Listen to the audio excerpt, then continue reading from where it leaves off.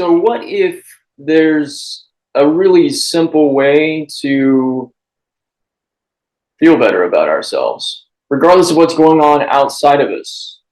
I have found something that, well, let me rephrase that. I have rediscovered something that is continually blessing me in my life, and I believe it will continue to bless you in your life, regardless of what is going on. And I can say that with absolute certainty because in my life, there's been all kinds of interesting things that have gone on. But whereas I used to get shaken by stuff, lately, it's just not hitting the same way. And I believe that you can have a similar experience. So if you'd like to walk in and breathe in and live in more peace, happiness, and fulfillment, come on, my friend, let's dig into the soil of this together. Welcome back to my channel. My name is D. Grant Smith. I am the growth farmer for personal development through the lens of spirituality and storytelling. And by lens, I mean the perspective that I am presenting to you, what I have to share with you. Everything on this channel is about growing in consciousness and expanding ourselves and our lives and our relationships to experience more peace, more joy, more love, more fulfillment, and more wholeness. So, what is something that is really, really simple that we can kind of lose sight of, but actually makes a massive difference in the way that we live our lives and in the way that things seem to flow? Well, it's something that any of us that have spent any amount of time in music totally understand and have a lot of practice in. And it's simply that. It's practice. It's repetition. I play drums. I also play guitar, but I'll be honest, I haven't been as diligent with playing guitar over the last several years as I have with playing drums. I was playing in a band for a little while. It was really fun. We called ourselves Government Cheese, which is really cool. And we would get together about once a week and we would practice. And what I found was, with playing with these guys who are exceptional musicians, was that my way of playing music and what I thought I was really good at, I really wasn't. Because what I wasn't doing was practicing the same things over and over and over and over and over again. What I would do is I would play a song on my phone with headphones on or whatever, and I'd play it through once and then I'd immediately move on to the next song. And what I found was that when we would be at practice, we would play the same songs over and over and over again together, and it did several things. A, it helped us to sync our musicianship together, build more connection energetically, and also, for me, it helped me to actually know the song better. And you might be thinking, dude, this is really obvious. Well, yeah, it is really obvious, but sometimes really obvious things don't hit me until later. But it's true in our lives as well. Repetition is the key to mastery. And so while there's so much information out there about how we can grow in a whole bunch of different things, and I'll be honest, sometimes I will go into this place where I'm trying to learn so many things at one time instead of really taking the time to just repeat the one thing that I just learned over and over and over again until it becomes routine, until it becomes normal, until it becomes the way that I just naturally operate. And this is really, really powerful when it comes to the way that we think and when it comes to the way that we feel, our energetic patterns. There's a great book I highly recommend by Dr. Joe Dispenza called Breaking the Habit of Being Yourself. And what he talks about in this book is that we have unknowingly and unawareingly, if that's even a word, repeated a lot of the same unconscious patterns over and over and over again. Judging ourselves, judging others, looking at what's not working out and what's going wrong, having a worst case scenario by default mindset. And hey, if that's you, I relate to you because that was me for a really, really long time. And I'm still shifting out of these negative mindsets. It can become our default program. And just like a computer that has a default operating system, until you upgrade that operating system, it's going to run the same way that it always has. We can reprogram our default systems, but it's not just a one-time download that suddenly changes everything like it is with our computer. The way that we have to upgrade our operating system is by changing the way that we think, becoming more aware of the things that we're saying to ourselves, our inner conversations, whether or not we are reacting negatively to unfortunate or negative experiences, or whether or not we're really getting into our heart space and letting peace be the operating drive, the operating system. And what I've found is that by repeatedly doing peaceful meditations, at least once a day, I am operating more consistently in a place of peace. I'm becoming very non-reactive to the things that are going on around me that I don't like. And instead, it's giving me a lens of seeing everything from a place of love. And when our perspective changes, when our ability to look at other people, look at situations and circumstances from a non-reactive place, and instead be in a place of stillness, a place of peace, and a place of calm, the energy around us changes too. I watched this really great video yesterday, and I'll drop a link to it below, from Aaron Doty. Now, maybe you have followed Aaron, maybe you are following Aaron, maybe you've never heard of the guy before. He's a fantastic teacher on spirituality, metaphysics, law of attraction, law of assumption, all that kind of stuff. And he talks a lot about what Dr. Joe Dispenza teaches as well as several of the other people that I talk about regularly here on this channel. But what I watched yesterday was this really cool video that dove into this book called Reality Transurfing by Vladimir Zeland. And Vlad Zeland is this Russian quantum physicist. And he talks a lot in all of his books about parallel realities. And it's interesting because there's so much of the metaphysical sci-fi sort of realm that is suddenly becoming not so fictional in our awareness, in our realization, as it is science-based.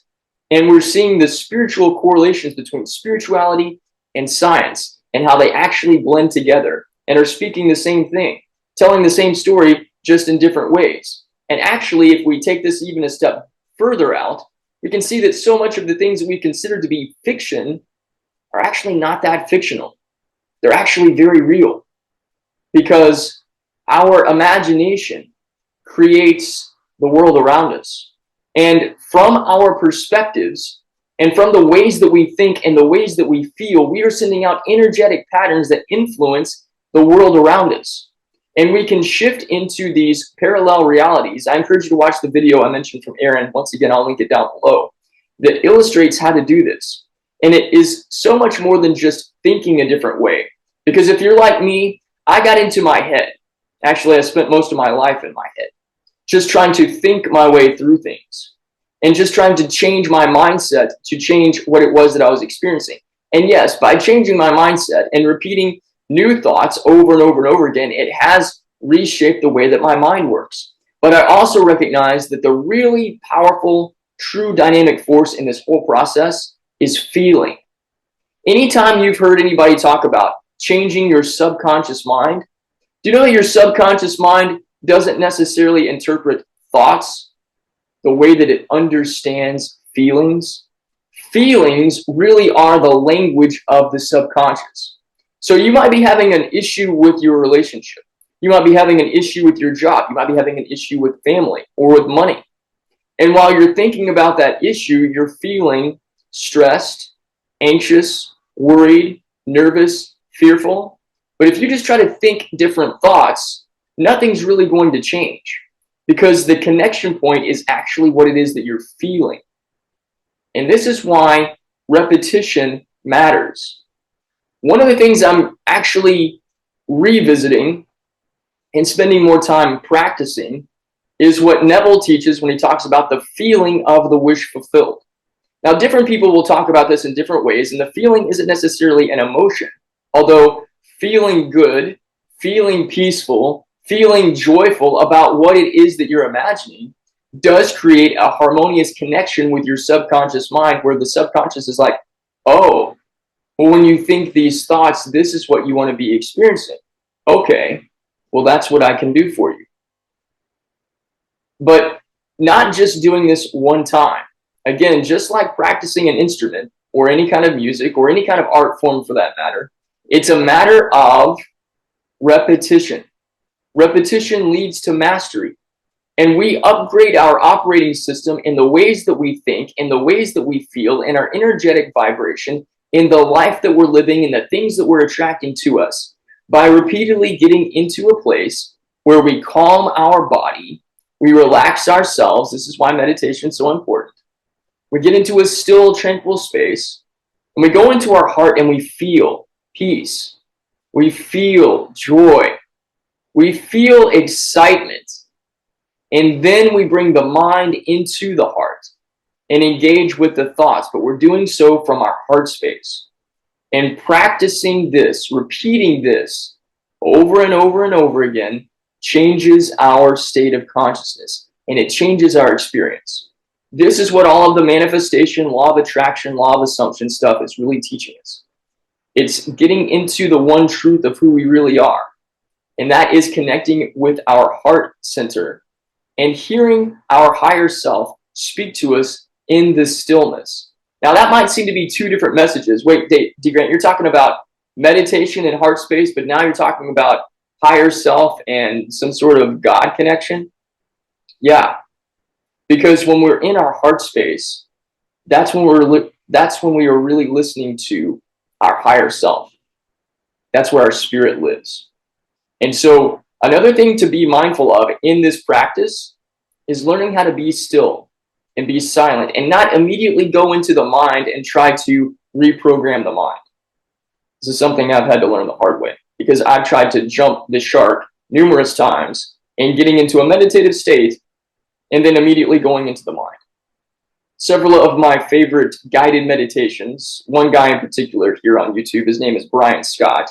Brian does an extensive job in all of his guided meditations of getting your body into a truly relaxed state before he goes into any sort of affirmation or any sort of imaginal act. It's getting your body perfectly still and sending relaxation to all parts of your body. And essentially what it's doing is clearing your energetic field so that what you are putting into it and focusing your attention and your energy on will vibrate at that place and also will stay or harmonized with you. What do you think about this? How has this resonated with you?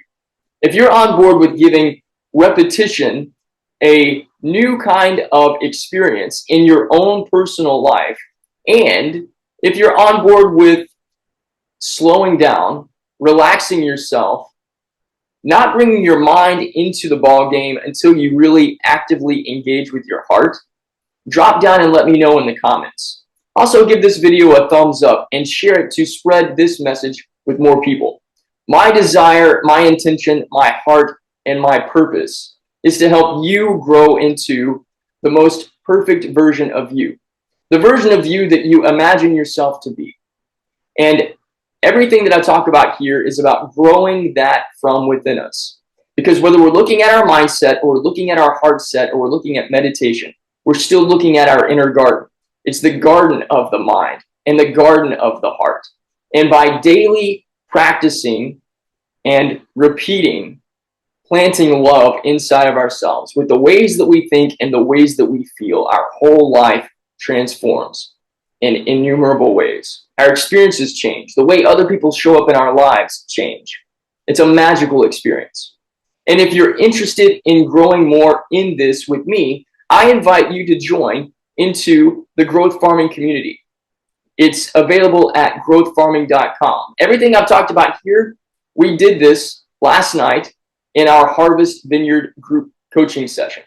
It's part of the membership program in the Harvest Vineyard membership, which is where I come in once a week in the evenings on a Monday, and we workshop everything that I teach here in an experiential way.